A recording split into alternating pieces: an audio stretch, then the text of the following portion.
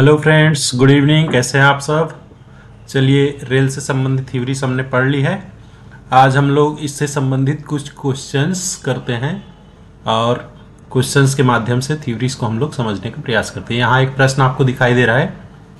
एक रेलगाड़ी की लंबाई 125 मीटर है और उसकी चाल 45 किलोमीटर प्रति घंटा है।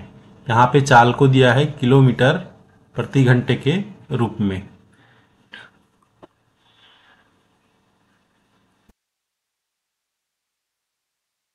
किलोमीटर प्रति घंटा में चाल दिया हुआ है। वह स्टेशन पर खड़े किसी व्यक्ति को कितने समय में पार करेगा? स्टेशन पर खड़े हुए किसी व्यक्ति को पार करना है तो वो कितने समय में पार करेगा, इसको हमें समझना है। यहाँ पर ट्रेन की लंबाई दी हुई है। ट्रेन की लंबाई 125 मीटर दी हुई है, उसकी चाल 45 किलोमीटर प्रति घंटा दी हुई है और ट्रेन रेलवे स्टेशन पर खड़े हुए एक व्यक्ति को इसको पार करनी है। तो कितने समय में पार करना है, कितने समय, तो समय को यहाँ पर हमको निकालना है। ये हमारा मेन मोटिव है। चलिए देखते हैं। जैसे यहाँ पे देखिए, आपको एक व्यक्ति खड़ा हुआ दिखाई दे रहा है। ये ट्रेन है। अब ये ट्रेन इस व्यक्ति को कितने सेकंड में पार करेगा, कितने समय में पार करेगा, वो हमको बताना है। कितने समय, तो यहाँ पे हमको टाइम निकालना है। टाइम को हमें निकालना है।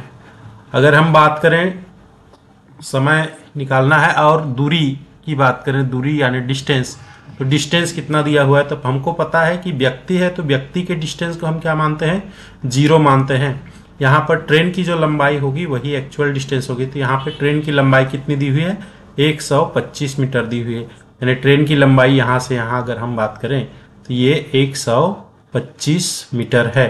तो यहाँ पे हमारी जो लंबाई होगी, एक्चुअल लंबाई, एक्चुअल डिस्टेंस, ट्रेन की लंबाई को ही डिस्टेंस मानना, तो ये हो जाएगा 125 मीटर।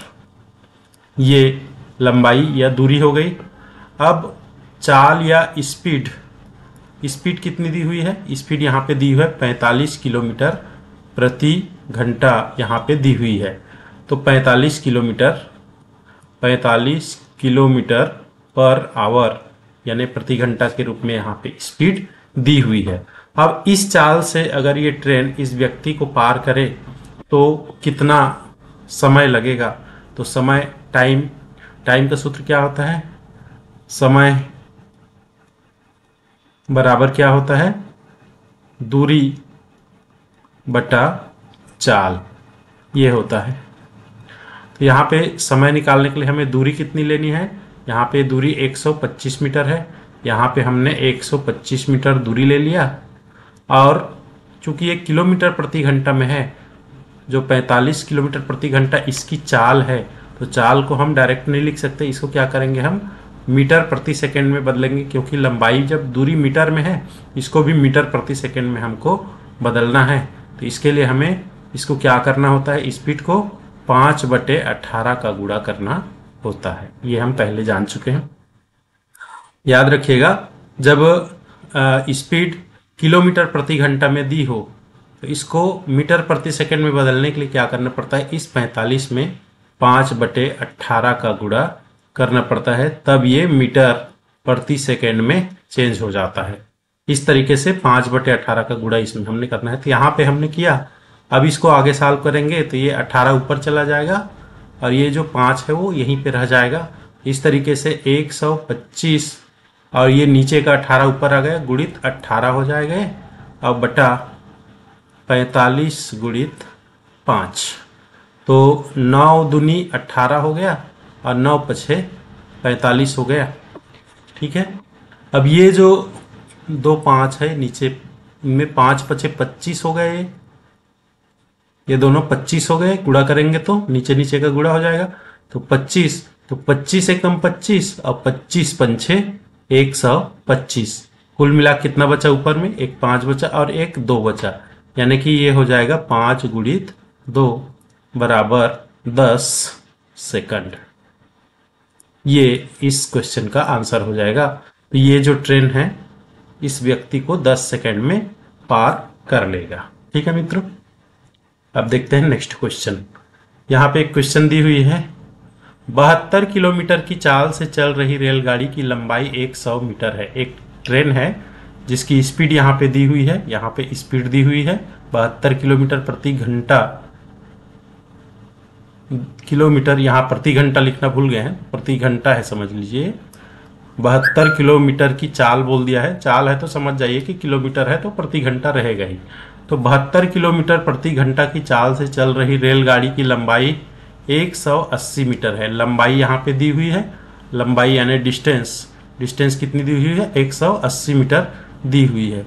वह रेल लाइन के किनारे स्थित एक पेड़ को कितने समय में पार कर लेगा, इसको हम लोग सॉल्व करते हैं। ये देखिए एक पेड़ है और इस ट्रेन को इस पेड़ को पार करनी है। तो यहाँ पे ट्रेन की जो लंबाई है, पेड़ की लंबाई को हम क्या मानते हैं 0 मानते हैं, और ट्रेन की लंबाई को ही हम एक्चुअल लंबाई मानते हैं। तो यहाँ पे जो लंबाई है वो कितनी हो जाएगी, लंबाई 180 मीटर है। ट्रेन की जो लंबाई है वो कितनी है 180 मीटर है। यहाँ पे जो लंबाई या डिस्टेंस है वो हमारी कितनी हो जाएगी 180 मीटर ही हो जाएगी, क्योंकि इसमें हमें ये पेड़ की लंबाई को 0 मानना है, तो यहाँ पे कुछ नहीं ऐड होगा। उसके बाद हम देखते हैं और क्या दिया है, तो यहाँ पे दिया है 72 किलोमीटर प्रति घंटा इसकी स्पीड दी हुई है। ट्रेन की स्पीड या एस कितनी दी हुई है 72 किलोमीटर प्रति घंटा ये दी हुई है। अब यहाँ निकालना है कितने समय में पार करेगी, तो समय यानी टाइम, इसको हमें निकालना है। तो इसको चूंकि ये लंबाई जो है मीटर में है, ये किलोमीटर में है, तो इसको हम मीटर में चेंज कर लेते हैं। तो मैं मीटर में चेंज करने के लिए क्या बताया कि इसको किलोमीटर प्रति घंटा को मीटर प्रति सेकंड में बदलना है। इसमें 5/18 का हमको गुणा करना होता है, तो ये हो जाएगा मीटर प्रति सेकंड। अब 18 कम 18, 18 चौक 72, और ये बच गया 4 गुणित 5 यानी कि 20 मीटर प्रति सेकंड। ये हमारी स्पीड हो गई। तो स्पीड हम क्या ले लेते हैं, स्पीड इसकी कितनी है S is equal to 20 metre प्रति सेकंड। अब हमें क्या निकालनी है, टाइम निकालनी है। टाइम इज इक्वल टू क्या होता है, समय बराबर दूरी बटा चाल यानी डिस्टेंस बाई स्पीड होता है। तो यहाँ पे डिस्टेंस हमारा कितना है, डिस्टेंस इस ट्रेन की लंबाई को हमने लिया है यहाँ पे 180 मीटर, ये हो जाएगा 180 मीटर। और स्पीड अब मीटर सेकंड में कितना आ गया, मीटर प्रति सेकंड में 20 आ गया, यहाँ पे 20, ये हो गया 0 0 कट गया, 2 1 कम 2, 2 डिया 18, यानी कुल मिला के 9 सेकंड यहाँ पे टाइम आ गया। तो ये जो ट्रेन है इस पेड़ को 9 सेकंड में पार कर लेगी। आशा है आपको ये अच्छे से समझ में आ गया हो। आगे चलते हैं नेक्स्ट क्वेश्चन में। एक यहाँ क्वेश्चन दी हुई है, इसको ध्यान से समझेंगे, ये थोड़ी क्वेश्चन लंबी है। 36 किलोमीटर की चाल से चल रही रेलगाड़ी में बैठा एक व्यक्ति देखता है कि 100 मीटर लंबी एक अन्य रेलगाड़ी उसी दिशा से आकर उसे 20 सेकंड में पार कर लेती है। दूसरी रेलगाड़ी की चाल ज्ञात कीजिए। यहाँ समय नहीं ज्ञात करना है, हमको चाल ज्ञात करना है दूसरी रेलगाड़ी की। चलिए इसको भी सॉल्व करते हैं। ये देखिए एक ट्रेन यहाँ पर है और एक ट्रेन यहाँ पर है, 2 ट्रेन आपको दिखाई दे रहा है। अब क्या करना है इसमें कि 36 किलोमीटर के चाल से चल रही रेलगाड़ी पर बैठा एक व्यक्ति, व्यक्ति कहाँ पे बैठा है, तो व्यक्ति यहाँ पे बैठा हुआ है, इस विंडो पे एक व्यक्ति बैठा हुआ है।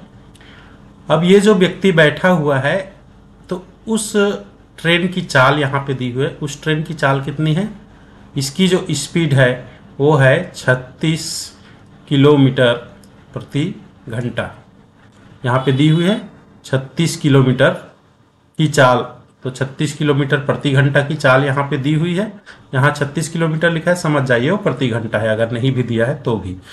तो जिस ट्रेन पे वो व्यक्ति बैठी हुई है या बैठा हुआ है, उस ट्रेन की जो चाल है वो 36 किलोमीटर प्रति घंटा है, ये दिया हुआ है। यहाँ तक 36 किलोमीटर की चाल से चल रही रेलगाड़ी में बैठा एक व्यक्ति देखता है कि 100 मीटर लंबी एक अन्य रेलगाड़ी की बात कर रही है, और वहां पे क्या दिया है, उसकी लंबाई 100 मीटर दिया है, यानी इस रेलगाड़ी की बात हो रही है। तो ये जो रेलगाड़ी है, अन्य रेलगाड़ी, इसकी लंबाई यहाँ पे दी हुई है, इसकी डिस्टेंस कितनी दी हुई है, 100 मीटर दी हुई है। डिस्टेंस, दूरी या फिर लंबाई हम बोल सकते हैं, दोनों सेम चीज है। इस क्वेश्चन में, ट्रेन वाले क्वेश्चन में, ट्रेन की लंबाई को आपको दूरी मान के चलना है।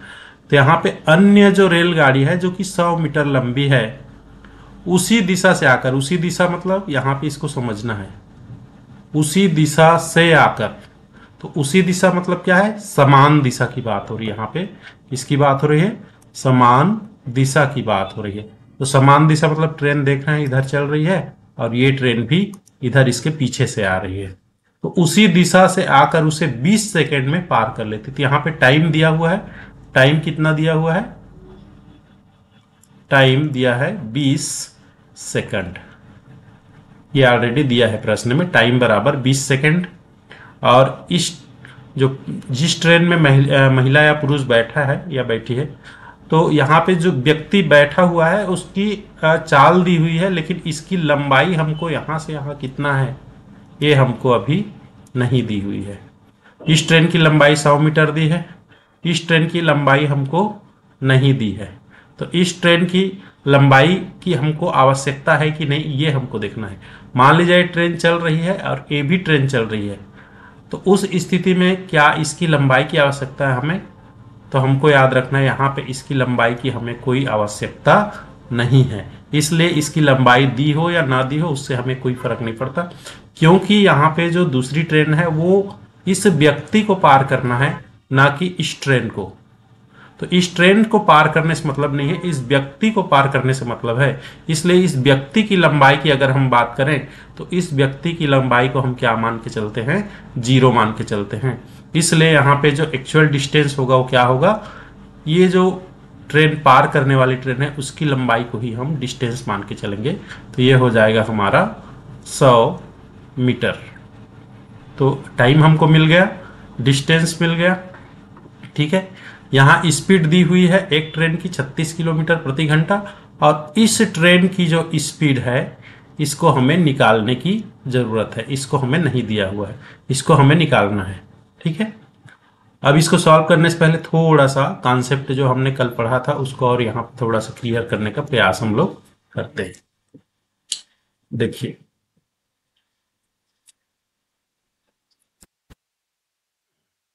इसकी जो स्पीड दी हुई है, इसकी दी हुई है 36 किलोमीटर प्रति घंटा स्पीड दी हुई है।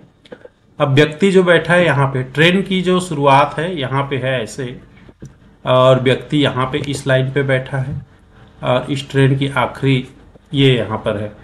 अब ये जो ट्रेन है, दूसरी ट्रेन जो पीछे से आ रही है, अब ये ट्रेन जो है मान ले जाए यहाँ पे आती है, यहाँ से अब ये लाइन पे आ गया, तो क्या हम इसको अब काउंट कर सकते हैं? तो याद रखिएगा यहाँ से हमको काउंट नहीं करना है, यहाँ से हमको इसको काउंट नहीं करना है। क्यों नहीं करना है यहाँ से काउंट? क्योंकि हमें यहाँ पे ध्यान देना है कि हमें ट्रेन को पार नहीं करना है, हमें यहाँ पे जो व्यक्ति बैठा है उस व्यक्ति को पार करना है। तो यहाँ से हमें काउंटिंग स्टार्ट नहीं करना है, इसको आप स्टार्ट पॉइंट नहीं मान सकते, ठीक है। अब स्टार्ट पॉइंट किसको मानेंगे? तो ये ट्रेन क्या होगी, थोड़ी सी आगे बढ़ेगी, आगे बढ़ करके ये ट्रेन इस व्यक्ति के पास पहुंचेगी, माने ये वाली लाइन पे पहुंचेगी। इस लाइन पे जब पहुंचेगी तब हम यहाँ से अपना स्टार्ट पॉइंट मानेंगे, ये हमारा स्टार्ट पॉइंट है। अब एंड पॉइंट क्या होगा? एंड पॉइंट में 2 कंडीशन बन सकती है। क्या? ये ट्रेन जब यहाँ से पार करते हुए जब यहाँ पहुंच जाए, इस व्यक्ति को पार हो जाए, तब एंड पॉइंट मानना है, या इससे आगे निकल जाए तब एंड पॉइंट मानना है, इसको समझना है हमको। जैसे ये ट्रेन को पार कर लिया, यहाँ पे आ गए, तब एंड पॉइंट मानना है क्या? तो नहीं, हमको इस ट्रेन से मतलब नहीं है, हमको इस व्यक्ति से मतलब है। ये व्यक्ति को यहाँ पे पार कर लिया, इस लाइन को, ये ट्रेन, तो हमको समझना है कि अब एंड पॉइंट हमारा आ गया है। तो एंड पॉइंट कहाँ पे आएगा? तो एंड पॉइंट हमारा आएगा यहाँ पर, सॉरी,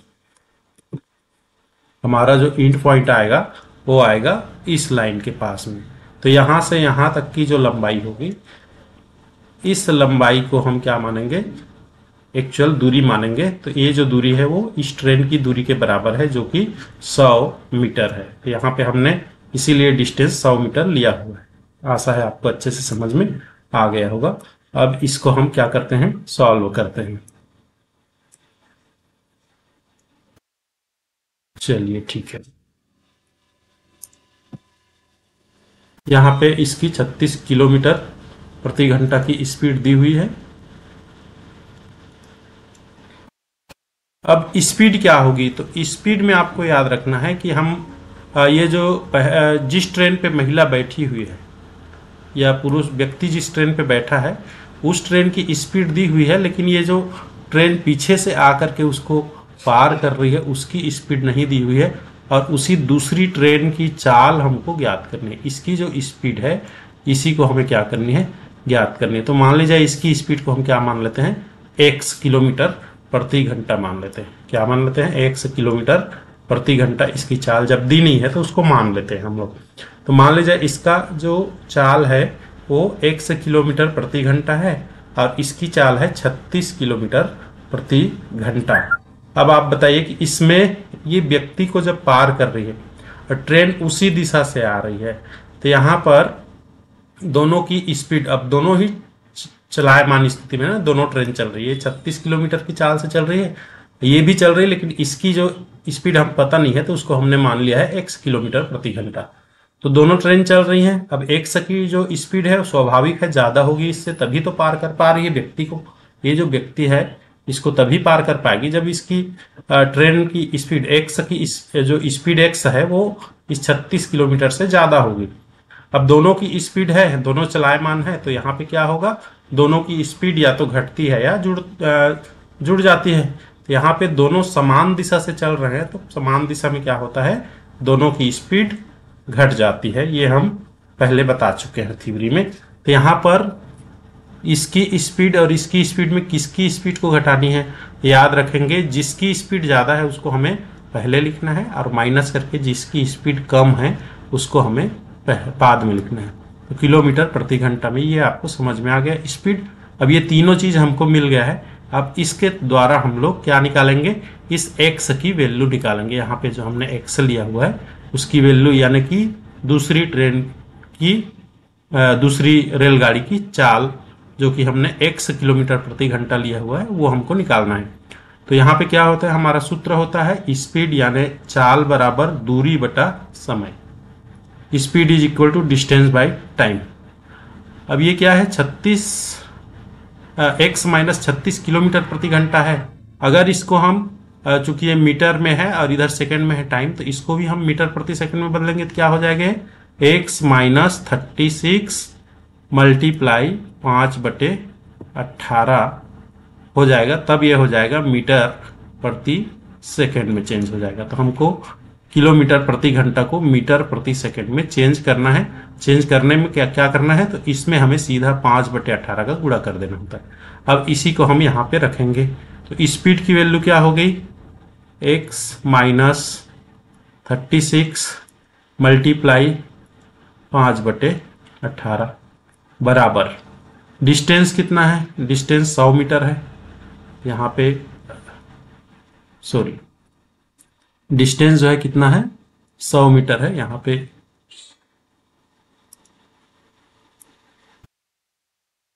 ये 100 मीटर हो गया।